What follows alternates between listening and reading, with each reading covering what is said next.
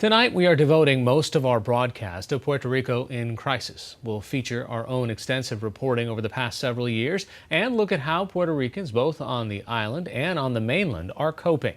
But we begin with the situation on the ground right now. And for that, we turn to reporter Dánica Coto of the Associated Press, who joins us now from the city of San Juan via Skype. Let's first talk about the federal aid. What's the status of it? Well, so far the government has spent about $3.8 billion worth of federal funds to help strengthen the power grid. Obviously, there's a lot more work to be done. The total cost is estimated to be more than $17 billion. And I recently spoke with the FEMA head here who said that about $1.4 billion still remains unspent. In addition to that, they received funds to the Community Development Block Grant program, and that's meant to help people rebuild. But so far, there's about more than 48,000 Puerto Ricans who have been denied assistance by FEMA. Let's talk about the basic infrastructure of power. Do most of the people living on Puerto Rico today have the capacity to turn their lights on regularly? Most people are now connected back to the power company. There's about 260 customers that remain without electricity. Most of them are in about 5 to 7 municipalities, many in rural areas.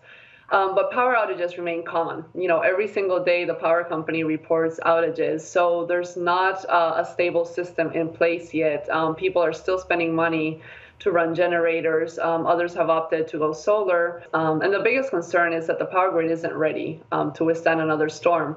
The remnants of Tropical Storm Beryl that hit Puerto Rico earlier this month caused up to 47,000 people to remain without power.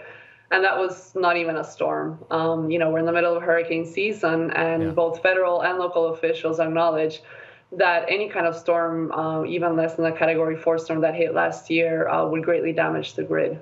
Well, also, tell us a little bit about the austerity measures. How is that impacting the people today? Well, there's a battle right now in court over those austerity measures. A federal control board that is overseeing Puerto Rico's finances is implementing its own budget, despite the protests from the governor, who says these austerity measures are not needed, that they would further damage the economy. A judge recently heard both sides earlier this week, and a resolution is expected next week. This could set a precedent, for basically establishing how much power the board has and how much power the current administration has. Obviously, Maria did great damage. A lot of businesses closed. People are still struggling. A lot of them lost their savings trying to fuel generators. So currently, austerity measures, are not supported by the governor and definitely not by the people. You've also been reporting recently about an investigation in the Forensic Institute and basically an underinvestment in it. Tell us about that. Well, currently there's about 5 pathologists at the Forensics Institute when officials say that at least 15 are needed. The governor recently requested, health officials in the U.S. to help. So on Monday, there'll be a group coming to Puerto Rico from the Department of Health and Human Services, and then they'll basically assess the situation at the Forensics Institute and then make recommendations and send a team. The governor has said that he would like a team to remain at least 1 to 2 years. There's several people complaining that they have not received autopsy reports, that they have not been able to recover the body of their loved ones. And the Forensics Institute says basically they're just understaffed and unable to handle the increase in bodies. All right, Dánica Coto of the Associated Press joining us via Skype from Puerto Rico tonight. Thanks so much. Thank you very much.